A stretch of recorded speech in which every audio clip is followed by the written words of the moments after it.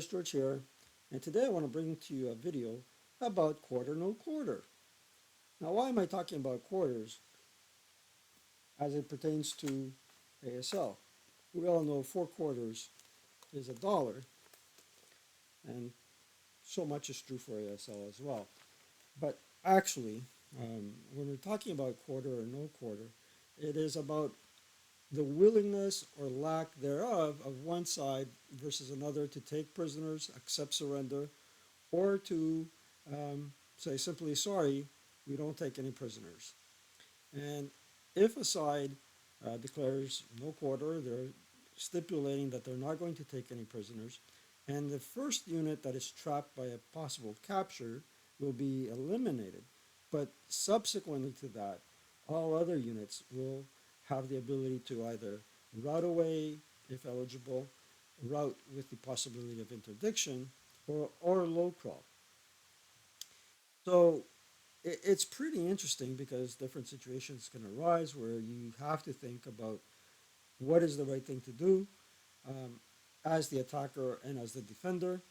Um, a lot of players find it morally ethical to um, to um, to say that I have to accept your surrender, and it's, I guess, the gentleman thing to do. But at times it's also the wisest thing to do. So I'm going to try and talk to you about that. Now, I might stand accused of being a Nickelback listener again, but so be it. I kind of like Nickelback. I don't know what the fuss was about people not liking Nickelback, and what the fad was all about in that respect. I mean, um, for those of you that like to know what kind of music interests me, look at my rock and roll playlist. I'm very eclectic. And when it comes to classical music too, and um, country and rap, classical rap, there's classical rap now. I'm old enough to say that there is old school rap. Hey, I love drinking water here. No, it's not Uzo. Yeah, weather here is pretty hot this time of the year. Playing tricks on us. So let's go back to quarter or no quarter. So basically, it is your willingness to take prisoners or to refuse prisoners.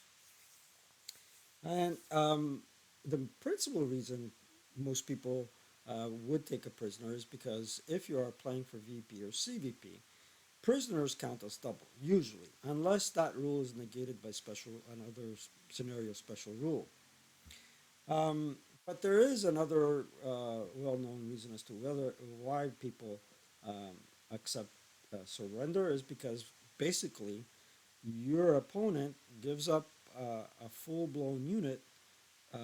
It is disarmed, and then you can subsequently deploy and take the unit far away and out of the action. What is the negative consequence to that? Well, the negative consequence to that is uh, that unit that is guarding or temporarily guarding, because you can let go of prisoners, I believe, in the rally phase, is also taken out of the fight, albeit momentarily. So if you have a balanced approach and you know the pros and cons, you can make better decisions in your gameplay. Now I'm going to go through a little example and see if it makes sense. Um, so we spoke about prisoners counting as double VP. Um, but the other important thing to realize is that there are 3 situations in where capture can arise. It can arise during the rout phase.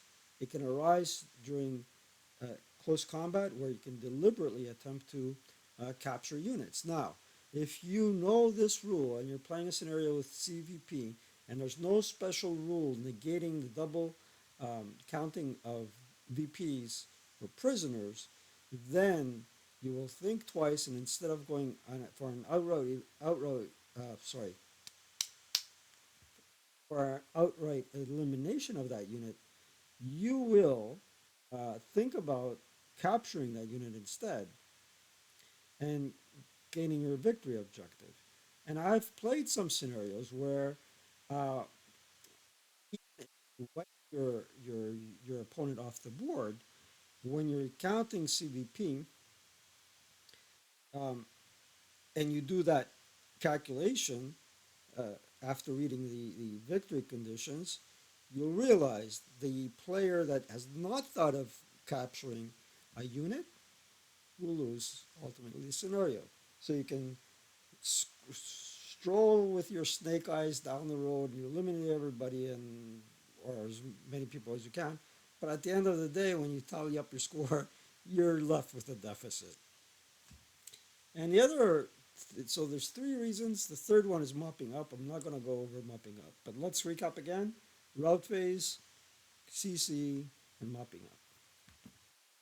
All right, so let's go through back to the situation now. Let's see if I can bring you a situation that arises in the route phase.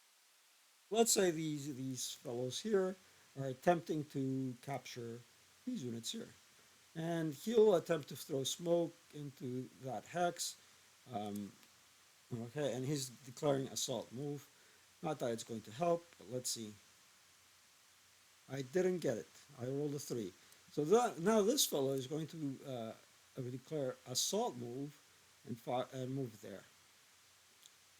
He has already moved. He was not successful with his smoke attempt. So I just right click and put moved. Okay, so at this point in time, he can fire there. And he has a full squad with an LMG that's 6 firepower factors, point blank, it's 12, down 2, down 1 for moving in the open, and down 1 for the leader. So 12 down 2, let's see if the dice cooperate with me. 5,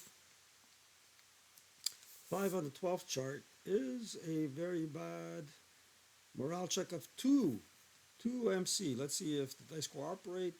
He'll break without ELRing. No, 1, 2, 3, 4, 5. 5 plus 2 is 7. So he actually just pinned like that. I didn't know I could right click. I'm there getting I'm getting the counter from up there. But anywho, he pins. He fired. He cannot fire again, and he's marked with. Is he marked with the first fire? Let's take a look. Did we get right? No, we did not get right. Okay, so he's marked with the first fire, and now of course he can fire at 4 down 1. Let's take that shot. 5 on the 4. 5 on the 4 is again a 1 morale check, and let's see what happens. Oh, fancy me that, right? We survived a 12 down 2 attack, but ultimately what broke us was a 4 down 1 attack.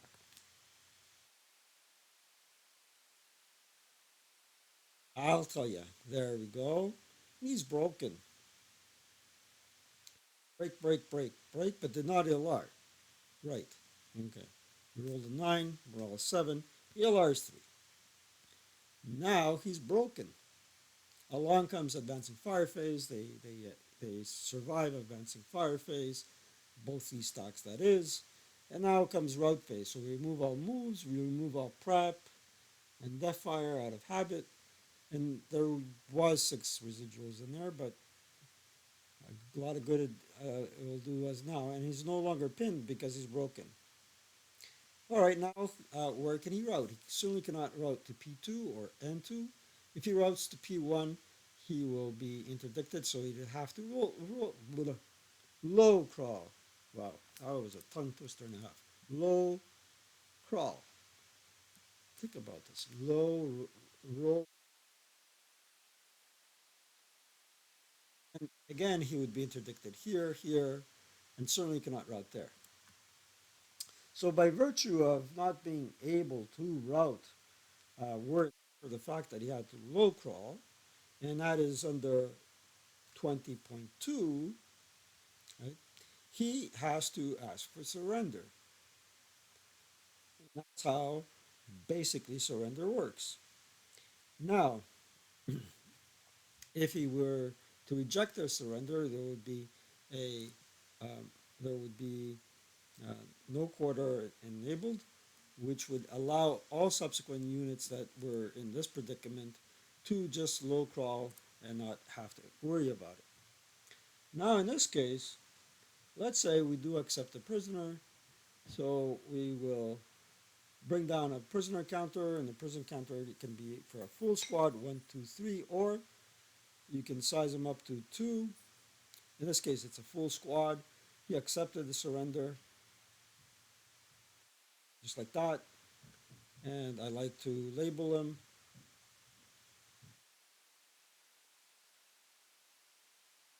label A. Not sure if it matters, and clone. Put the unit under, one unit under a prisoner marker. And here's the other beauty that can arise out of this. And just dump him in a holding cell for now.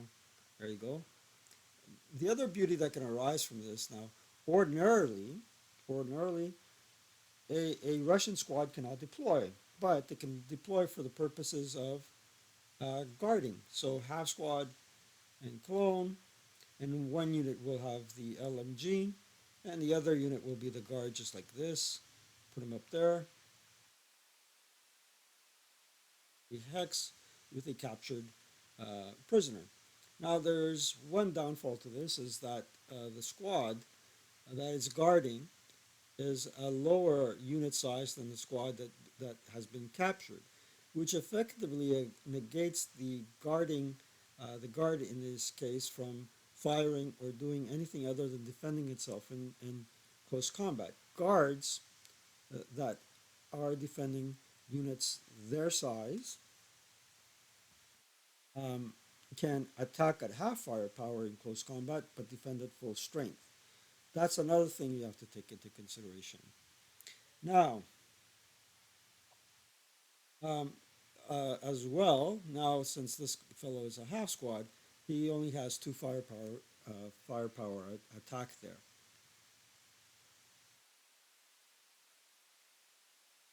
The other thing that interesting that can arise is um, if there was only a half squad here, let's say, and 2 units broke, and for some reason or another, actually more than 2 units broke because we can guard up to 5 squads. So let's say he had broken squads all around him that could not route, hypothetically speaking. Then what happens is the excess are uh, are entered on the board as unarmed squads. I mean, I believe 1 firepower factor, not even. Yeah. Okay.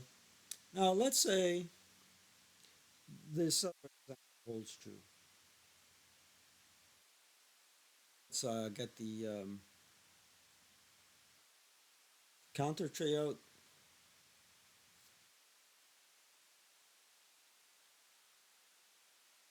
and let's go to other fortify and mines.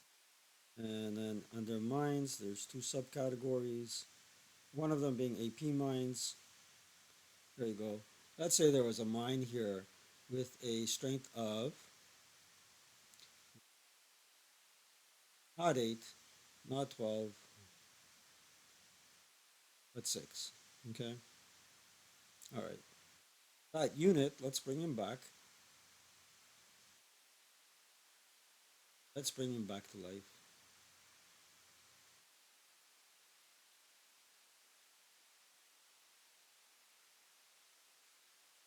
While I do some maneuvering. Here you go.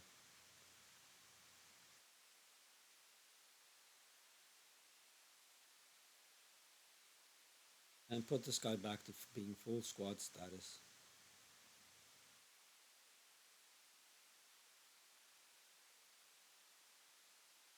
And remove our moves. Okay, so let's say he moved into this hex, just like so. And we're talking about a 6 attack. We wouldn't tell our enemy that because it would have to make a difference. Let's roll on the IFT. 8 on a 6, I believe, is nothing. Pin task check. Let's take it just the same. Passed. Now he'll do a 12 down, 2 attack. Breaks the LMG. and uh, um, not cower, did not cower because it's leader directed, and he actually rolled a 10, which is another pintash check. This time the dice gods did not abide with us, so let's unmouth this and just say, okay, he's broken. He's broken in the mind hex, and he accepts the surrender. Guess what happens? He can he can surrender to him without incurring a mind attack. If there was an FFE here, for example, as well, by surrendering, he would not be subject to an FFE attack. And that's all under 20.1, which is interesting.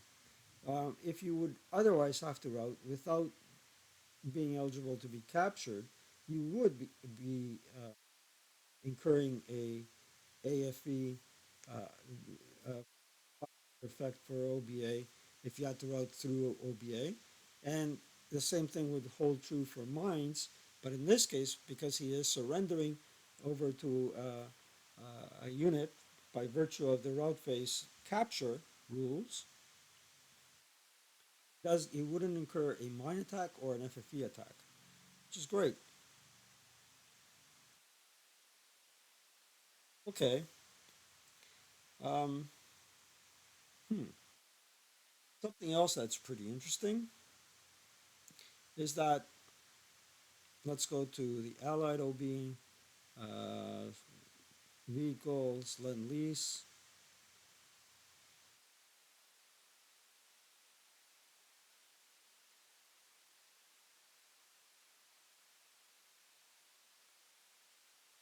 There we go.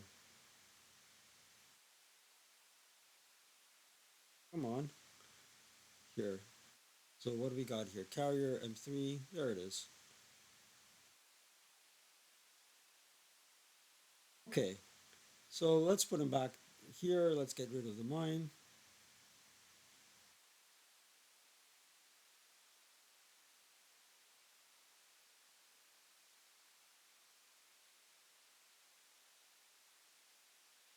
And let's say this fellow was not adjacent.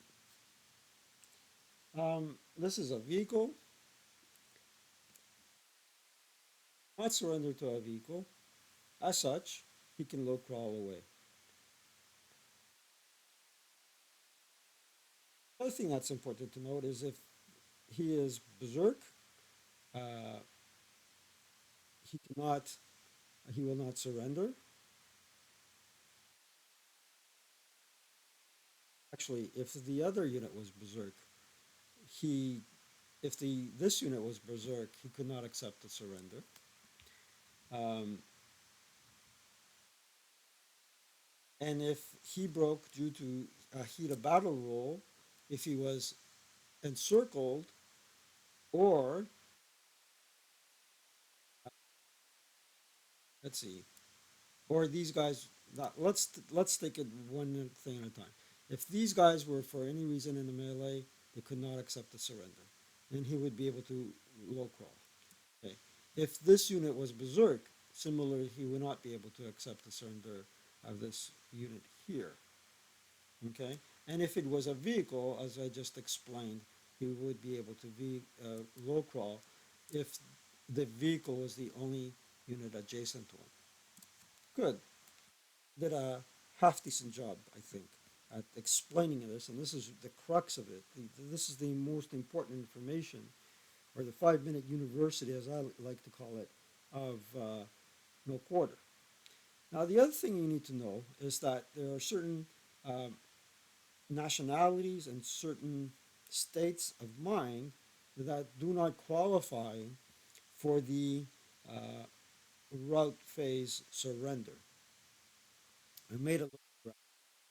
Let's see if I can. Now, if my voice is a little raspy, I was cheering for my son's football team last night. Yes, the Panthers lost, but they learned a couple of lessons, I think, important life lessons there. That game, I'll do better next time.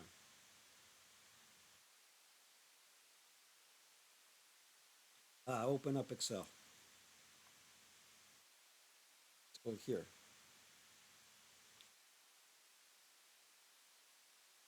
This is my Excel sheet that I created to calculate odds for uh, close combat, but for surrender, and that's another example that I got to show you guys.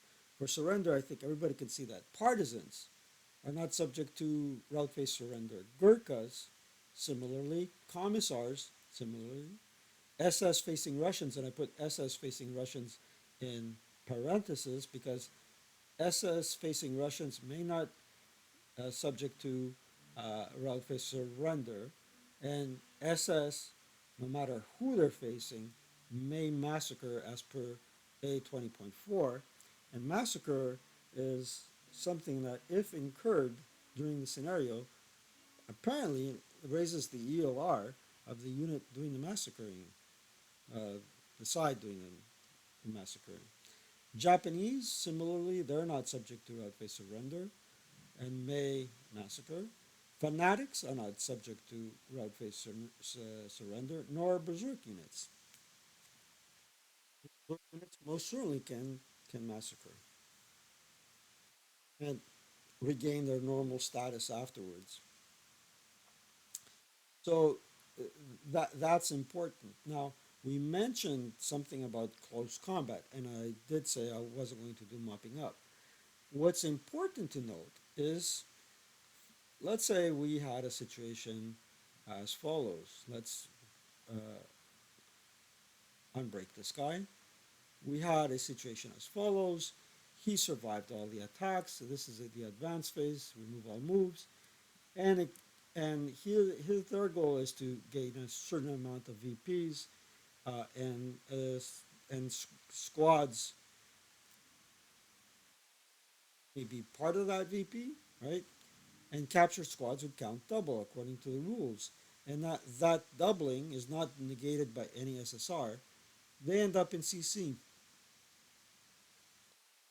Let's do a CC example. So they're 1-to-1, very simple ratio to calculate, 4 versus 4.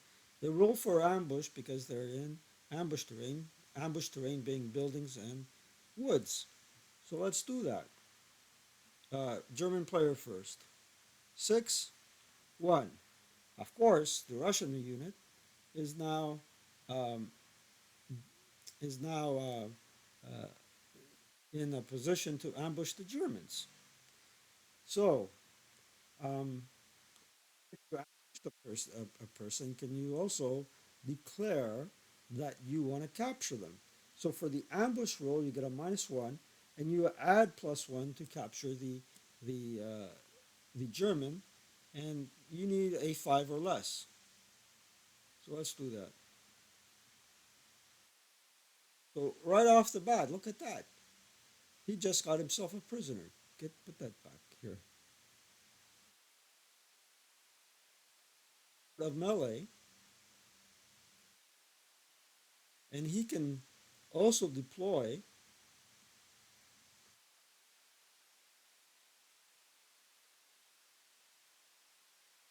just like that, and the whole kit and caboodle just changed. And I just don't know how the dice gods cooperated with me in that example. It's probably because it's take 2 or 3 trying for me to resolve my audio and visual um, issues. Essentially, what happened was I tried to correct the lag that I incurred uh, trying to do my video on close combat, and I changed certain parameters. I come back to my streaming or video capture software, and everything's out of whack, including the alignment on my screen. So bear with me, guys. Bear with me. That's all I can say. Um, good, good, good luck and good health, and we'll see what we can do. Yeah. Anywho, 25 minutes, and I hate making long videos. I think I transpose some important information here. I talked to you about some important information. Remember these dudes? They can massacre, and they are not subject to capture during the route phase. And also, if you right click on them, I don't know how it works on the cardboard. A salt fire, guess you use your brains if you're playing with cardboard and the rule book. This is more my most convenient source. But if I want to look up something really thoroughly, it's PDF. Yeah, so that's what I wanted to convey here today. Certainly, it's not thorough in terms of A to Z with respect to prisoners, but I reserve the right to make a future video.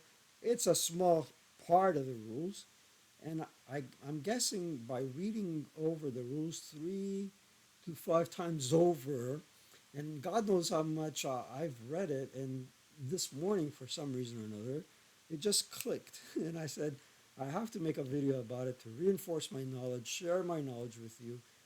If you have any comments, respectfully put them down below. I greatly appreciate your feedback.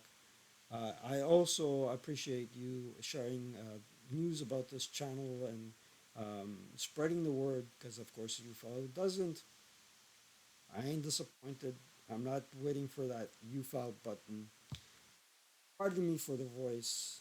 I was cheering yesterday for the crowd and yeah. So that's that. Thank you for watching. Again, if you have any comments, put them down below and like and subscribe. Take care.